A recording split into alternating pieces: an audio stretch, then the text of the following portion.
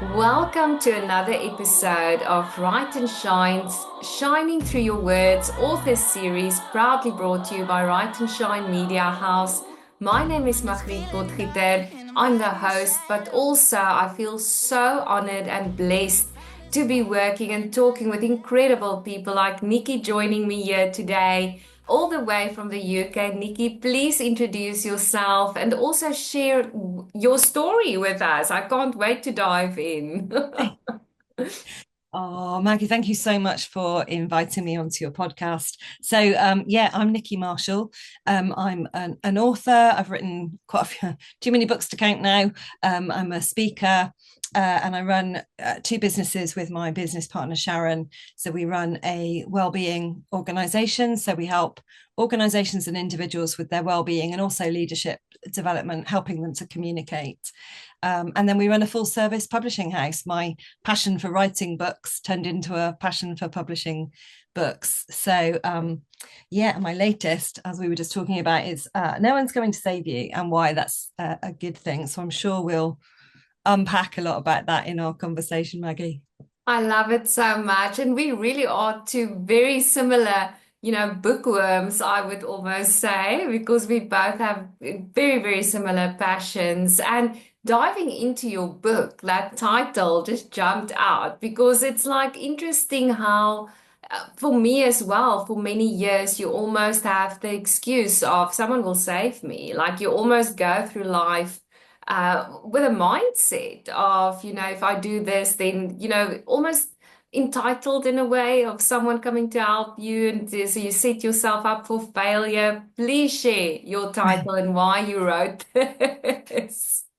Yeah, so my backstory in 2010, I was on a scuba dive when I got the bends. So I had the cerebral, I had a cerebral bend that caused a stroke. So I had to do the kind of bouncing back thing, which is where our company name Discover Your Bounce came from. So just a bit of a backstory. And basically, then I couldn't use my arm, I couldn't use my leg, my speech, my memory were affected. And people were telling me what I should do. So you should close your business, you should take a year out, you should, how you are in 18 months is how you'll be forever. So in other words, your body won't get better and you should just sit down, be quiet and accept it. And as my parents will tell you, I'm stubborn. I've always been stubborn. But for a little while I accepted the prognosis that I'd been given, and then I just got mad and I was just like, no, Mhm. that is not my future. Because as well as a background in banking and accountancy, I've also got A levels in anatomy and physiology. I'm a trained reflexologist, a Reiki master. So I've learned lots of skills, and I was thinking, I know the body can heal itself if you give it the right environment. So within 3 years I made a full recovery, and I actually went scuba diving again 3 years later with a medical and everything in place. So that was the backstory. So I know what the human being is capable of, right? And then I've very much had a sort of spiritual journey and a well-being journey. And so the background for the book was, I've kept those two sides of me separately, but separate, but I'm gonna bring those together. Mm. So I kind of had this title for the book, but it was a bit rubbish. I have to say, it wasn't quite right. And then I met, there's an author, Dr. David Hamilton, who's done lots of work on the body, and he's a scientist. He's an amazing guy, does a lot on kindness. And I always go to his talks if he's local to Bristol. So I went to his talk and he said, oh, what are you writing at the moment? Because we both write books. And I said, well, I'm writing this book, but I've got this title. And I told him what it was. And I saw from his face that he was like, that's boring. And I said, it's not right, is it? He said, well, what do you really want to call it? And I said, I really want to call it No One Is Coming to Save You, and why that's a good thing. And his face lit up and he went, oh, I totally get that. I was like, right, that's it, because Yes. I come from a very blessed childhood. I always had support, and I always used to run to my parents when I was younger, and they would always save me. It was, they're still around, they're amazing human beings. I got to a point in my 30s where I'd got divorced and I'd moved house, and I kind of realized that my mum was saying, oh, maybe do it this way. And I was thinking, no, actually. And I remember saying to her, you can't save me anymore. I'm an adult. And I Mhm. just remember that conversation. And I think if we all do empower ourselves to save Yes. ourselves, we'll have a different outcome than maybe the one that another person will think is the right thing for us, if you get what I mean. I love it so much. And the saving isn't necessarily a thing of being like this victim. It's more for me, how I understand it is responsibility. It's taking responsibility for your choices, for your everything. So please, would you explain a little bit more about the word save? Yeah, because I am not saying don't ever get support. That is Mm. absolutely not what I'm saying. I'm all about collaboration, support, helping other people, like you say, kindness, paying it forward, Yeah. all of those things. But the thing is, when something happens, I think we have a moment where we go, "Oh, that wasn't what was in the plan," or we have an opportunity as well. It can be a good thing that's unexpected. But we have this moment, and I think if we can just take a few minutes or a couple of days or a cup of tea, or that sounds very British, doesn't it? A cup of tea will solve everything. If we can Love it. take a minute and just go, what do I feel about this? And what's my hunch? What Yes. would be a good outcome for me?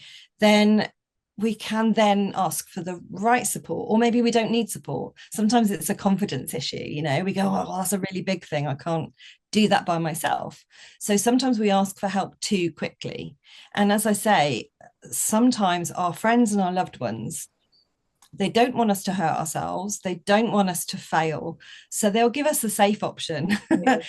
they'll give us their option of what they would do. And we've all had such different lives that, sometimes failing is a good thing. I have learned in business that sometimes you do things and they don't work, and you learn more from that, right? So if you Exactly. can just take a little bit of a moment and go, yeah, what would be amazing, what would be the right thing for me, then when you do ask for help, you've got an idea of what that looks like. That was kind of where it came from. Love it so much. And Nikki, who's your ideal reader? Who would you suggest to read? You have to read this book. So I suppose I wrote it for my younger self, I Love think. it. But I think there are times in our life where things change, or where we're trying to understand who we are. So I think the younger generation coming through, they had COVID to deal with. I know that mental health challenges are more prevalent in, I think it's sort of 25 to 34 age range. So it's just, if you get to a point where life doesn't work, and then again, if you become a parent for the first time, it isn't necessarily written for women. It's got my voice, so maybe more women would get it. But I have had male friends that have read it and gone, oh yeah, I get that.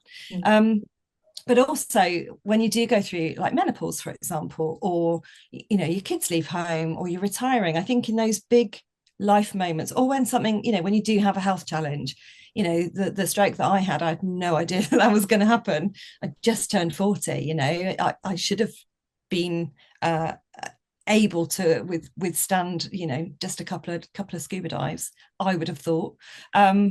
But it turned out that I was already perimenopausal, and so my blood pressure was going up, and I hadn't noticed, because it's a very, very subtle kind of shift. Wow. But yeah, those big life changes, I think. And if you read the book first, then when that happens, you can go, oh yeah, I've got this. Oh, wow. I love it so much. And for anyone going through a tough time now, feeling almost disempowered, what advice would you give them? I think the first thing is to have a stamp, have a pout, have a sulk, and just, because when something happens and it isn't what we wanted, I think we can be too quick to go, oh no, I'm fine, everything's Yeah. okay, I'm fine. And fine, I usually say, is freaked out, insecure, neurotic, and exhausted. I love it. Because sometimes when we've got all the stress going on, people say, how are you? And we don't want to say, oh well, actually this is going on and that's going on, or our brain, Mm. it's too complicated. I can't explain that. I haven't got the time or the energy. So we just go, oh, I'm fine. I'm fine. Mm. The easy answer. Yeah. But actually, it's okay not to be fine. Like I say, after the stroke, I had 3 days sat in the dark in my living room. I literally Wow. pulled the blackout blinds down and sat in the dark, because I just didn't want to think about anything. And I think we need that reset, so whether it is going and having a shout at the sea, or, going for a long drive and just kind of thinking about what you're going to do, I think you need that time first. And then I think asking yourself, what does good look like? Because you Yes. might you might not know how you're going to fix something, but you might know what your outcome is what you would like your outcome to be.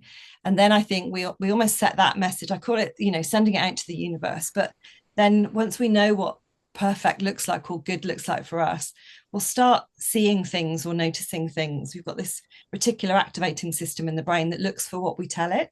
So if we've got a solution in mind, we'll then notice, or we'll hear a conversation or ask the right questions. So Oh, yeah. And then the next thing, before you start dashing into your solution, I would say get some energy. So yes. when we have a new project or a new idea, we tend to get so excited and we dash into it, and then we burn out halfway through because we haven't done the Yep. prep. you know a marathon runner doesn't just go, oh, I think I'll throw on my trainers and run 26 miles. They train, right? But in Yes. life, we go, I'm just going to do the thing. And then we go, oh, maybe it wasn't the right thing. I'm But like, even the stubborn personalities, I mean, there's just no like rest for the stubborn. yeah. So now if I've got like I'm if I'm traveling or if I'm doing anything, then a couple of weeks before I will try and just make sure I have a bit more sleep, a Good. bit more water, a bit more of the right foods. You don't have to get it perfect, but just doing a few Yes. good things to look after yourself, then you've got a little bit more of a reserve. Like you say, that people talk about resilience, but I think it's that self-reliance, Yes. that you've got your own energy, and a clear brain, and you know where you are first before you start, because life can get really busy, right? Now, I love that. And in your book, Nikki, do you give tips on how people can navigate through the changes, through this? Because these are massive changes that you speak about, those moments of, your life won't be the same again. Yeah, I've tried to, in the first half of the book, I've tried to talk about the times when I've saved myself, because I thought I need to be vulnerable in this book. I need to Yes. show people that I have epically got it wrong at times. Yes. And there's been times when life hasn't worked for me, and kind of what I've done. And then I talk about vision, what does good look like and where do you want to start? Then Love. I unpack some well-being and some more, I call it woo, but like spiritual development tips, how to get your energy and your spirit in the right place. So happiness as well as the kind of more spiritual stuff. And then I revisit vision and go, okay, now some added ways of improving your own well-being and improving your own self-reliance. What do you really want? Because when I say to people, what's your vision? They'll go, oh, well, I kind of want this. And they go, what do you really want? And they go, oh, well, I'd really like to travel, or I'd really Yes. like to start a business. We tend to be a bit polite about what we want first. But yeah, so the end is, what do you really want? So trying to get people to voice it. And I say to people, if you read my book, write to me, tell me what you want, tell me what your vision is. I'll be your cheerleader, because we can't save anyone else, but we can certainly cheerlead and support and be there for them. I love that. And that is my next question, because there's such a stigma, out there, if things are not going well, it's almost like, it's going okay. You have to almost fake it till you make it is one of the slogans. And I love, the honesty of going through things. And, what would you also advise someone in terms of support? Where could they find support in all of this? Yeah, because I think, thinking positive, you can have that surface, like you say, I'm just going to keep repeating my mantras and I'm sure it'll be all right. And in reality, it maybe won't. But in those dark times or those challenging moments, at the same time, we have this duality where, over here it's autumn and the leaves are just beautiful and we've got Mm. some really sunny days going on, or maybe you have a lovely moment, with a friend that makes you smile. So you've always got the kind of light and the dark. And I call it working in the grey, Yeah. because there can be some really gnarly struggles that you're dealing with at the same time as these lovely things. So if you can take a moment and go, actually, that is a lovely moment, or there are lovely things happening. Sometimes you speak to someone and you say, how are you? And they tell you all the things that are wrong. So trying to focus on those good things, while, like you say, choosing the right people to get support from. So Yeah. maybe that's a best friend, maybe that is a mentor or a coach. Sorry, someone's printing in the background. I will just ignore that completely. Don't Um, worry. that's the thing. I'm working in a co-space, right? Oh, So good. yes, maybe there's that lovely person, that friend, or if you go to someone that's going to tell you their version of what you should do, then maybe Yes. not listening to them. But if there is someone that can go through that with you and just sit there and go, okay, what do you want? And they can support you in that, then that's the kind of best, the best thing I would say. I absolutely love that. And Nikki, I remember going through my divorce. I started writing, and I had a gratitude journal, and I forced myself to write down three things every day. But I remember it was so hard on that stage. Sometimes I would say, thank you for my liver, like literally. Yeah, like you say, sometimes we do have to go to the weather or external things because we just don't have, or you sit down and you start going, I've got nothing. And then Oh, you take a breath and you go, exactly. I'm still breathing. That's one. That's exactly like I remember I was one time I was just and it was such a good thing because I wanted to really focus on the good, even though all the trauma and stuff. But I remember making like a heartbeat in my journal, literally like sobbing, but there's still a heartbeat. And I mean that's a lot to be thankful for. Yeah. And when we start doing that gratitude thing and we start looking for those things, then like you say, the brain carries on looking when our conscious brain is, the subconscious is always looking for those good things. And then, you start producing serotonin, which is good for your relationships, your appetite, your mood, your sleep. So even if your chemistry is doing good things, while you are emotionally struggling with whatever's happened in life, your body is still healing itself because we need serotonin to heal. So I always say gratitude, it's such a simple thing, and people say, oh, well, that won't change anything. I'm like, it literally It does. It really does. changes your chemistry and improves your body's healing without you having to do anything else. Exactly. No, I love it so much. And Nikki, if anyone wants to reach out to you, how can they find you? I'm on a lot of socials. So if you look for Nicky Marshall, you will find me, or Nicky Marshall DYB. I tend to put Discover Your Bounce on the end because there's a lot of Nickies. And our website, discoveryourbounce.com.